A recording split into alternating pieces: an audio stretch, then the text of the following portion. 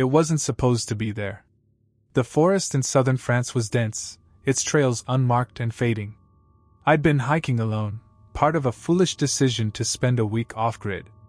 No phone reception, no compass, just a folded topographic map and the idea that solitude would help me reset.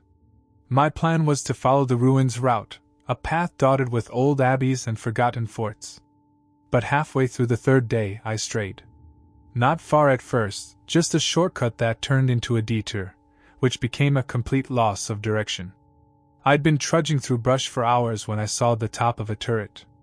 Just the very tip, a slanted cone of slate barely visible above the trees. My first thought was that I was hallucinating. But it didn't vanish. As I got closer, the forest thinned into a clearing, and there it was. A castle. Not a grand, Gothic monolith like you'd expect from a history book, but a narrow, almost skeletal thing. It was the wrong shape for a real fortress. Too vertical, the towers too thin. It looked like a stage prop left behind after a film shoot.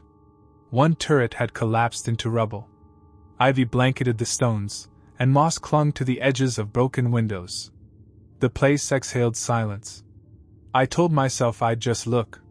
Just peek inside and then keep moving. But the front door was open. Not broken, just ajar, like someone had stepped out for a moment and never returned. Curiosity has a way of rewiring logic. I stepped inside. The air smelled like mildew and burnt wood. Inside, the walls were thick with moisture, wallpaper peeled in long strips. A broken chandelier lay on the floor in the main hall, glass shards scattered like teeth. Yet it didn't feel ransacked. No graffiti, no beer cans, no signs of squatters or curious teens. It was untouched. Preserved somehow. I explored the first floor cautiously. Rooms with covered furniture, cracked mirrors, and dusty picture frames without pictures. Then I found the staircase, a spiraling stone thing that led up through the dark. I climbed without thinking. The second floor was colder. The kind of cold that seeps through your clothes and lingers under your skin. The hallway was long, ending in a room with a door of deep blue, the paint faded and chipped. That was the only door that was closed. I opened it. Inside was a bedroom, unlike any I'd seen in the castle so far. Everything was blue. Not just the walls, but the floor, tiled in intricate ceramic patterns that seemed almost Middle Eastern. The tiles were clean. Too clean. No dust, no debris, no cobwebs. In the center of the room was a bed, low to the ground, its sheets perfectly folded. No canopy, no headboard, just the bed, and the tiles, and one tall mirror in the corner. I should have left right then. But I was tired. The sun had already dipped low behind the trees, and I hadn't seen a single soul all day. I told myself it would be just one night. I had my sleeping bag and enough food. I wouldn't even use the bed.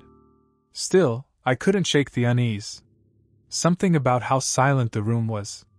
Even the forest sounds, birds, insects, were muted here. As if the castle held its breath. I lay in my sleeping bag and stared at the mirror. It was angled just enough to reflect the edge of the bed and the door. I made myself look away, but every few minutes my eyes would drift back. The mirror never showed anything new. Just the door. Just the bed. And yet I couldn't sleep. That's when I noticed it. The pattern on the tiles, those intricate swirls of blue and white, were not symmetrical. At first I assumed it was just the age of the tiles, or a manufacturing quirk. But the more I stared, the more it became obvious. The pattern was a face. A dozen faces, distorted, screaming, pressed into the floor beneath me.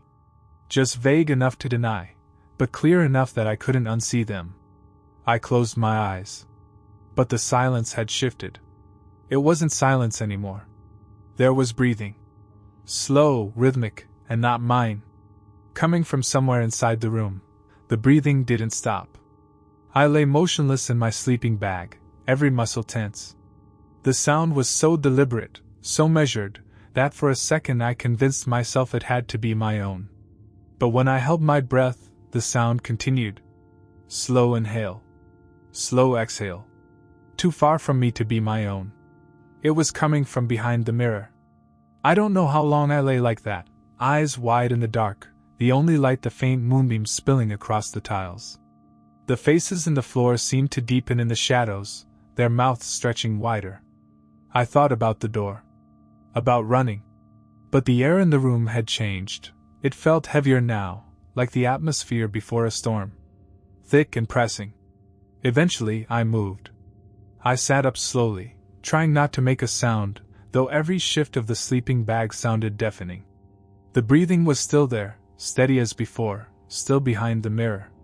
I reached for my flashlight, clicked it on, and pointed it toward the corner. Nothing moved. The mirror showed only what it should, the bed, the floor, me crouched beside my gear. But there was something else, a distortion in the reflection. The edge of the door didn't line up perfectly. It was like the mirror was showing a slightly different version of the room. Just enough to notice if you were really paying attention.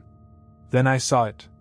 A shadow, subtle, low to the ground, barely perceptible, crawling across the reflection. But in the real room, nothing moved. That's when I understood. The mirror wasn't reflecting this room. Not exactly. It was a few seconds ahead. I turned quickly to the real door, nothing. But when I looked back in the mirror, the door had cracked open. Then, in the real room, it creaked. Just an inch. I scrambled backward, flashlight trembling in my hand. The beam flickered as if the battery was dying, but I just changed them. The door opened another few inches. I couldn't breathe. My heart was slamming in my chest so hard it hurt. Something was stepping inside. I couldn't see it. But I felt it. The weight of another presence, the cold it dragged with it. In the mirror, a figure came into view. Crawling. It was wrong. Its limbs were too long, too slow. It pulled itself forward on its elbows like its legs were broken. Pale, hairless skin stretched over a face that was almost human. Almost. Its eyes were black pits, not empty but full of something dense and watching. It moved toward the bed. Then, without transition, it was under it. The breathing stopped. I looked from the mirror to the bed. I was still crouched against the far wall. I hadn't moved. The room was quiet. But in the mirror, the figure was gone. And then I felt a hand touch my ankle. I screamed and kicked backward, hitting the wall. My flashlight flew across the floor and shattered against the tile. Total darkness swallowed the room. I scrambled for the door, tripping over my sleeping bag, hands scraping over cold ceramic as I clawed at the handle. I didn't stop running until I hit the tree line. I slept in the dirt, miles from the castle, using my backpack as a pillow.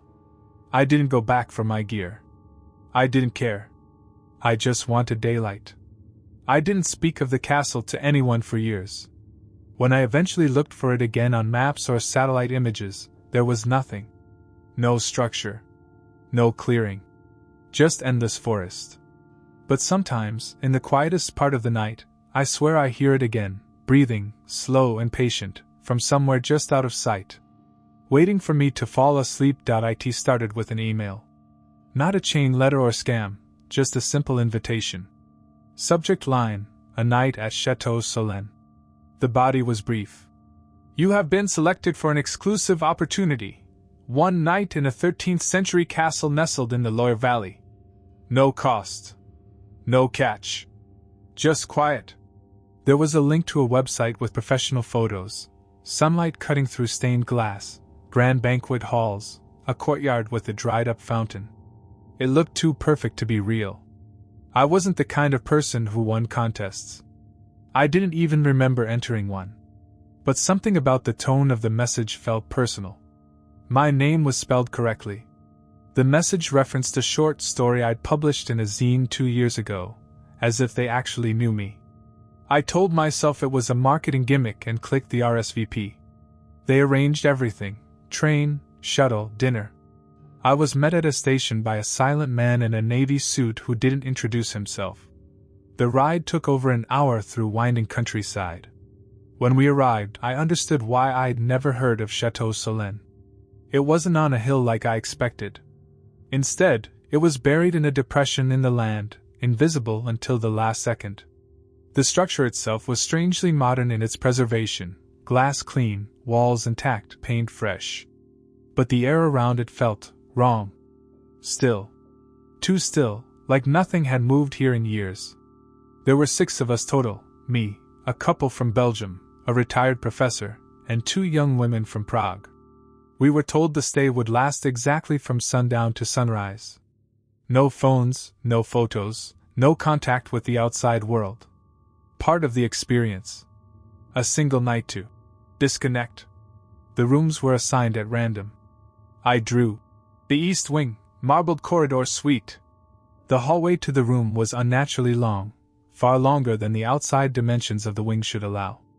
Floor-to-ceiling marble slabs on both sides reflected everything. Even my breathing echoed wrong, like it wasn't bouncing naturally. Every step down that corridor felt like a mistake I couldn't unmake. When I reached my door, I noticed the number, 113. Not carved, not on a plate, painted directly onto the marble with black ink that hadn't dried properly. I pressed the door open.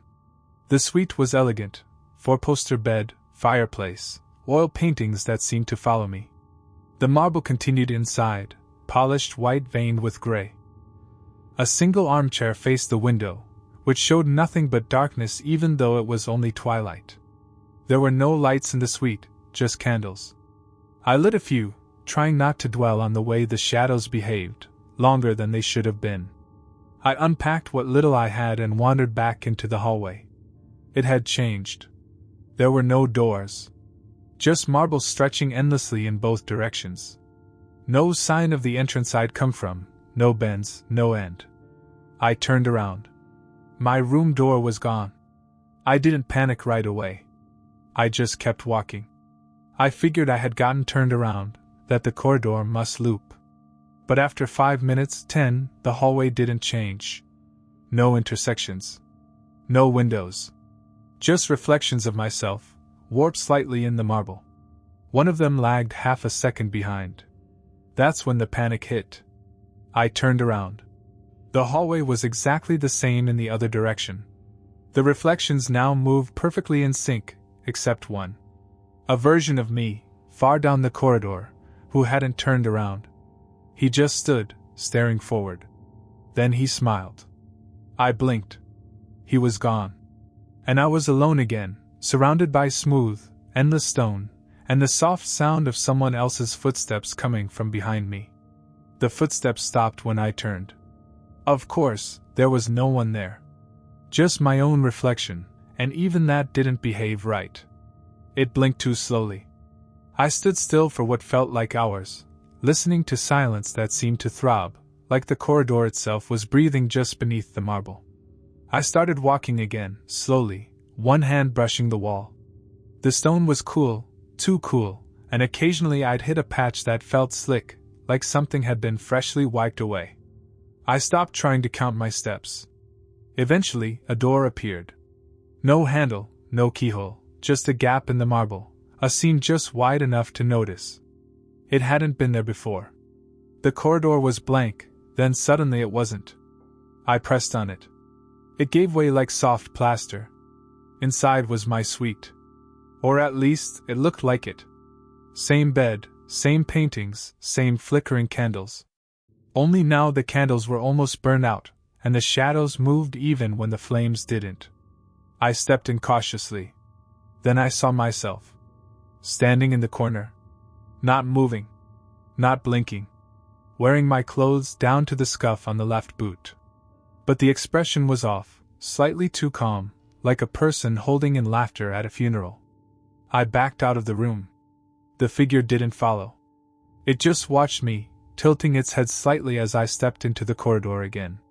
But the corridor wasn't a corridor anymore. The marble walls had closed in, narrowing to a passage just wide enough for one person. No turning back. No turning around. I pressed forward, heart racing, dragging my shoulder along the wall for orientation. Then came the sound, like whispering behind glass. It grew louder as I walked, until I came to a second room, this one unmarked. Inside was a mirror. Just a mirror. Tall, ornate, old. The glass had aged to a faint silver fog. I stood before it and saw myself, or rather, what I hoped was myself. The reflection didn't move right. It mimicked the broad gestures, raising a hand, stepping forward, but the eyes were always wrong. They moved independently, scanning me as if unsure what I was. I stepped closer. The reflection didn't. I leaned in until my nose almost touched the glass. Then the surface rippled. And the reflection smiled. Not a big smile. Just enough. I ran. I don't remember finding the way out. Just flashes, stumbling back through the corridor, finding the door again, collapsing in the suite. This time, the room didn't match at all. The fireplace was gone. The bed was half rotten. The ceiling had caved in slightly, moss bleeding through the plaster. I waited for morning. No one came for us at dawn. We all emerged from our rooms eventually, pale and silent. No one asked questions. No one spoke about what they'd seen. One of the girls from Prague was missing. The man in the navy suit didn't comment. He simply escorted us to the shuttle like nothing had happened. When I asked about Chateau Solène a week later, no one could confirm its location. The address I'd been given didn't exist. The website was gone. No record of the contest. But every mirror in my apartment now has a subtle warp. And when I catch my reflection just out of the corner of my eye, I swear it's still in that corridor, still trying to find a way back into me. I found the journal under a loose floorboard. It was our second night in the castle. I was part of a restoration team sent to survey the ruins of Hollow Keep, a crumbling estate tucked into the edge of a Scottish peninsula. The place had no road access, just a cliff trail slick with sea spray and lined with rusted chains. Most of the castle was skeletal, open stone arches, half-collapsed towers, ivy-like veins through every crack. But one wing remained intact. That's where we stayed. There were 4 of us, myself, 2 historians, and an intern named Josh who never stopped filming everything for his stupid TikTok. The interior was in better shape than expected. Dusty, yes, and cold, but structurally sound. The bedrooms were preserved, each with a narrow window and no mirrors. That struck me as odd, but I chalked it up to period architecture. I found the journal in room 4. I wasn't supposed to be in there. We were each assigned a room, and room 4 had been listed as unsafe. But I'd heard a noise that night, a dragging sound, like furniture being scraped slowly across stone, and I followed it. The room was empty, except for the bed and a single armchair facing the wall. The sound had stopped the moment I entered. I noticed the floorboard while backing out. It creaked differently. Hollow. I pried it up, expecting mold or rats. Instead, I found a small, leather-bound notebook, tied shut with twine. The cover was worn, but the first page was intact. Caretaker's Journal, 1871. The handwriting was tight, deliberate. I skimmed the first few entries. Most were mundane, repairs, weather notes, deliveries. Then the tone shifted. A new resident had arrived. A guest, who never left their room. The caretaker mentioned strange noises. Breathing behind closed doors. Room staying warm despite no fire. The final entry was just one line. Room 4 breathes. I slammed the journal shut. As I turned to leave, I noticed something that hadn't been there before. The armchair had moved. Just an inch, but enough to see one of its wooden feet dragging across the dust. And behind it, a second impression in the dust, like another chair had once sat facing it. Or still did. I didn't sleep in my room that night. I lay on a couch in the common area with the fireplace, listening for any sound. Around 2 a.m., I heard Josh moving through the hallway, phone light on, whispering to himself. I pretended to sleep. He stopped near room 4. Then silence. Then the sound again. Dragging. Not fast. Not aggressive. Just slow, patient scraping, like something rearranging furniture in a room that hadn't changed in over a century. The next morning, Josh looked pale. His camera battery was dead, and he couldn't explain why. He kept glancing at room 4. Wouldn't go near it. I showed the others the journal. The historians dismissed it as fiction, part of the castle's colorful past. But Josh believed me. He said he heard voices. Not words, just quiet, overlapping murmurs, as if someone were reciting forgotten things on the other side of the wall. Later that day, Room 4's door was open again. And none of us had opened it. Room 4 didn't want to be closed. That became clear by the fourth night. We'd shut it, locked it even, yet every morning the door would be slightly ajar. Not wide open, just enough to see a sliver of the darkness inside. And every time we checked, the room would look exactly the same, the bed undisturbed, the armchair facing the wall, the dust on the floor unbroken except for one thing. A new line. As if something was being dragged across the room in tiny increments. Day by day, that gouge in the dust grew longer. Like something pacing. Josh stopped filming. He said the videos wouldn't save anyway. Every clip taken inside the keep came out corrupted, glitchy, like old VHS tapes that had been chewed up. The audio sounded like breathing. Fast.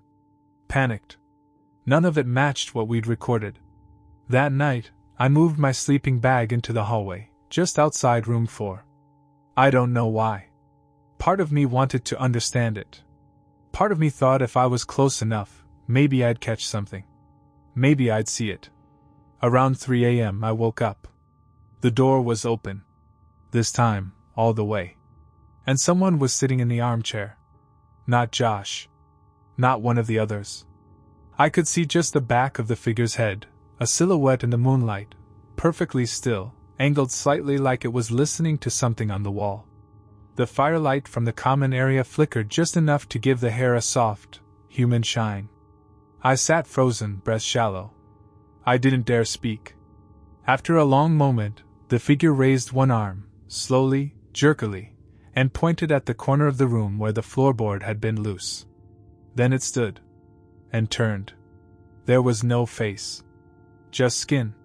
Smooth, stretched tight, like a mask left unfinished. It stepped toward me once, then stopped. I think it heard my heartbeat. Or maybe it didn't care. After a pause that felt like hours, it tilted its head slightly, almost curious, and sat back down, facing the wall again. I didn't sleep. The next day, I told the others what I'd seen. No one laughed. No one doubted me. Because that morning, the armchair had moved. A lot. It was now against the opposite wall. And next to it, faint but unmistakable, was a second chair. Identical. Just more decayed. As if it had been hidden in the floor and pulled out. Josh wanted to leave. The historians said we were overreacting, but they stopped sleeping alone. We agreed to stay just one more night, pack up, and hike back out in the morning. That final night, I dreamed of the journal. But it wasn't words, it was breathing. The sound of someone asleep in the walls, dreaming in dust. When I woke up, it was dawn. The others were gone.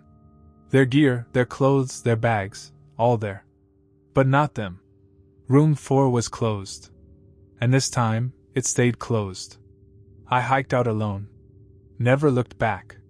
Never filed a report. Never returned the journal, which now sits in a box under my bed. I don't read it anymore. I can't. Every time I open it, the ink looks darker. Wetter. Like someone's still writing. Adding entries. For me. My grandmother used to say that some places weren't built, they were remembered. She told me this the summer she died, right before she made me promise something I didn't understand. If anyone ever invites you to stay at Chateau La Grace, she said, say no. Even if it looks beautiful. I said I would. But I didn't mean it. I didn't even know what she was talking about. Years later, I got an invitation. It wasn't formal. Just a mention in a friend's travel blog. Hidden Gems of Burgundy. One photo caught my eye, a castle half covered in violet ivy, with a courtyard littered in pale statues. The caption said the estate had reopened for exclusive overnight stays. I clicked through. The name hit me like a cold wind, Chateau La Grace. I booked a night. I didn't even hesitate. I told myself it was coincidence. That my grandmother's warning was just one of her spooky old tales. That whatever the place was in her mind, it couldn't be this place. The castle was silent when I arrived. No staff. No guests. Just the key waiting on a velvet cushion in the foyer with my name written in ink that shimmered too much, like oil on water. The halls were filled with furniture under sheets, chandeliers dark with dust, but no signs of decay. The place was paused, not abandoned. I was assigned the packed room. The plaque on the door was carved, not nailed. It looked ancient, with strange curling symbols around the word packed. The room itself was beautiful. Gold paneling, tall windows, and in the center, a round table surrounded by 6 chairs, each facing a mirror, each set with an unlit candle. I didn't question it. I set down my bag, took a few pictures, and tried to open the windows. They wouldn't budge. Not jammed. Just fixed. Like they were part of the wall. No hinges, no give. I turned to leave, but the door was gone. Not closed. Gone. The paneling had closed over it like it had never been there. That's when the mirrors changed. One by one, they darkened. Not like lights dimming, like something was leaning close behind the glass. Shadows thickened. The room began to hum, low and metallic, like an old engine kicking on somewhere beneath the floor. Then, the first chair moved. Just an inch. As if someone had sat down. Then another. And another. Until 5 chairs were occupied. I couldn't see anything, not directly. But in the mirrors, the shadows sat tall, indistinct, like people blurred in motion. They faced me. All of them. The 6th chair was empty. Mine. Something inside me knew this. Knew I was expected to sit. Not just to join, but to complete something. The humming got louder. I backed away, but the walls pressed in. Not literally, just with pressure. My ears popped. My vision swam. One of the mirrors began to fog. And in the glass, a figure appeared, not one of the seated ones. A child. Face pale, lips blue, eyes black as the candlewicks. She raised one hand and pointed to the table. I blinked, and she was gone. But now, the candle in front of the 6th chair was lit. And the chair had turned to face me. I didn't sit. I wanted to. My legs trembled with the urge, like the command was in my muscles, not my brain. But something deeper, older, was screaming no. I backed toward the wall, eyes locked on the candle's flame. It didn't flicker. Not once. No breeze, no air movement. Just a tiny, unwavering flame, like it had always been burning and always would. Then the figure started to whisper. It wasn't a voice, not a singular one. It was many, layered on top of each other like old film reels projected at once. Some high-pitched, some guttural, all saying names. Over and over, names I didn't recognize. One of them sounded like mine. Then again. Louder. Each repetition came with a pull, physical, like the room was breathing me in. The walls were still smooth, but the air had turned thick and grainy, like breathing through powdered glass. Then one of the shadows moved. Not in the mirror, in the room. The chair didn't creak. It simply shifted. Now it faced me fully, as if measuring the distance. I closed my eyes. That was my mistake. Behind my eyelids, the room unfolded. Not how it looked, but how it used to. I saw velvet curtains now rotted, a throne behind the round table, figures in gowns with faces painted gold. The same 6 chairs. The same mirrors. A boy screaming as each mirror darkened. His voice gone unheard. Until only he remained. Until he became one of them. The candle flickered once. I opened my eyes, and I was sitting. I don't remember how. I don't remember moving. But I was in the 6th chair, hands folded neatly, the candle before me, the flame now blue. And the others were watching. The mirrors had changed. No longer just reflections, they were doorways now. I could see into other rooms, other versions of this space. All identical. All occupied. Other people trapped in the same pact. Some screaming. some crying, some already gone. The girl was in the mirror again. This time, she was closer. She opened her mouth, but instead of speaking, she pulled something out. A string of teeth.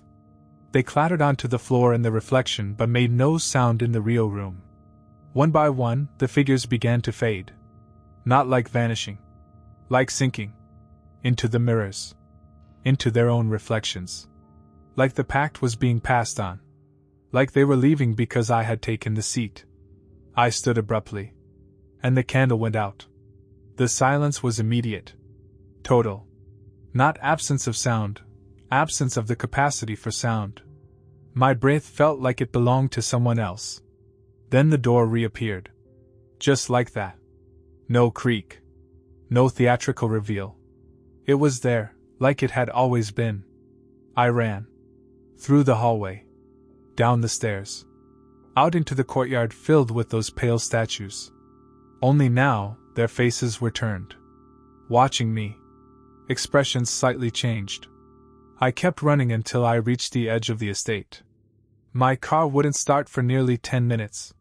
When I finally made it home, I checked the blog. Gone. No post. No photo. No record of Chateau La Grace ever having reopened. When I tried to find its location on a map, the satellite image showed only woods, dense, unbroken. But sometimes, when I close my eyes, I still see the mirrors. Still see the table. And somewhere in that room, a candle just for me. Unlit. For now. I don't remember arriving. One moment, I was driving through northern Italy, late at night, trying to make it to a roadside hotel before dark. The next, I was pulling into a gravel courtyard, headlights illuminating a wrought iron gate and the silhouette of a castle beyond. I must have taken a wrong turn. But when I checked my phone, there was no signal. No map. Just a blinking battery and a vague sense of familiarity I couldn't explain. The castle was open.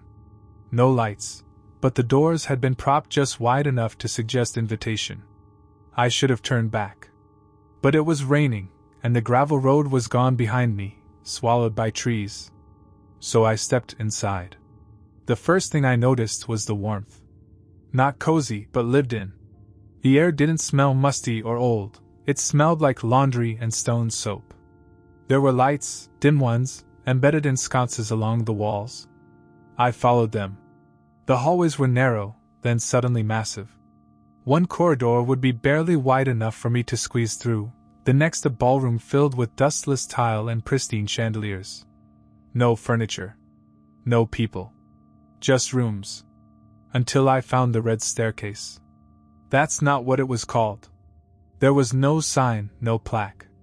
But it was unmistakable, spiraling up into the ceiling, each step covered in deep red velvet that looked freshly laid. The walls were white stone, seamless, almost soft to the touch. No railing. No shadows. I climbed. Not because I wanted to, but because my body needed to. My legs moved without effort, without fatigue, like they'd made this climb before. The higher I got, the quieter the castle became. Then I saw her. A woman, maybe in her 60s, dressed in a white nightgown, barefoot, walking slowly up the stairs just ahead of me. Her pace was steady, her posture rigid. I called out, but she didn't turn. I moved faster to catch up. When I reached her, she stopped. Then kept going, as if I hadn't spoken. Her eyes were open, but unfocused. Her mouth slightly agape. A single string of saliva trailed from her chin. She was sleepwalking. And I wasn't alone. Dozens more came into view as the stairs twisted upward. Men, women, children, all barefoot, all silent, all walking up. Some passed through walls that weren't there a moment before. Others dissolved into shadow when the lights flickered. I should have stopped. But I didn't. I followed them. Eventually, the stairs ended. The room at the top was circular, its walls covered in mirrors that showed the sleepers, but not me. In the center, a bed, a massive, wooden thing, carved with names and languages I didn't recognize. The sleepers gathered around it. One by one, they lay down. On the floor, not the bed. Just collapsed where they stood, like their strings had been cut. No one spoke. No one looked at each other. Their chests rose and fell in perfect unison. Then the lights dimmed. And in the mirror something moved. Not behind me, in me. My reflection was walking backward. Toward the bed. Smiling. My reflection didn't match me anymore. It moved slower. More deliberate. It tilted its head when I didn't. Its smile was too wide, as if it had just remembered something terrible and was savoring it. Then it lay down. Right onto the bed. And as soon as it did, the sleepers began to rise. Not all at once, one by one, like they were being summoned. Their movements were stiff, marionette-like. But they weren't looking at me. They were looking at it, at the reflection of me, now asleep in the bed in the mirror. And then, one by one, they walked into the glass. The mirror accepted them like water. No ripple, no flash. They passed through and disappeared. Until only one remained. The old woman. She was looking straight at me now, eyes still wide, but focused.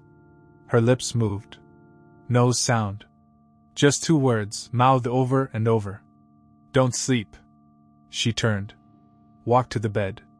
Lay down beside the reflection. And disappeared. The room was silent. The mirrors were empty. And I was still standing in front of the bed. It looked normal now. Just a bed. No names, no movement. But my reflection was gone.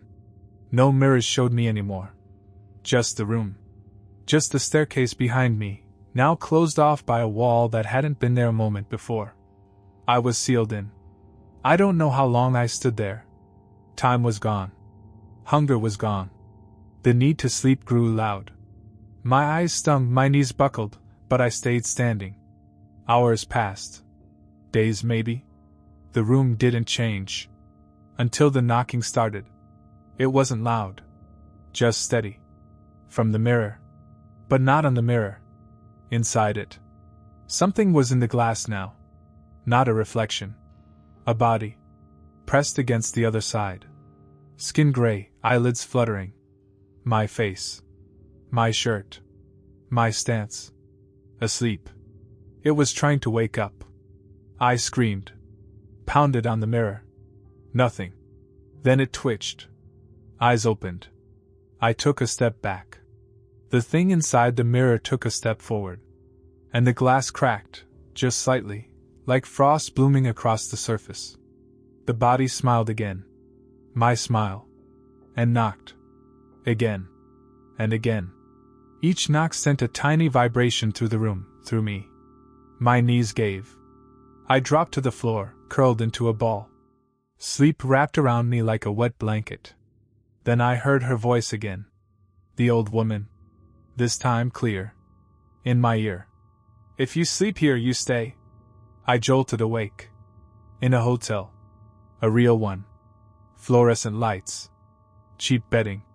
The clock said 4:03 a.m. But something was wrong. My reflection, my real one, stood facing away in the mirror, unmoving. Then it turned. Smiling. "I haven't slept since,"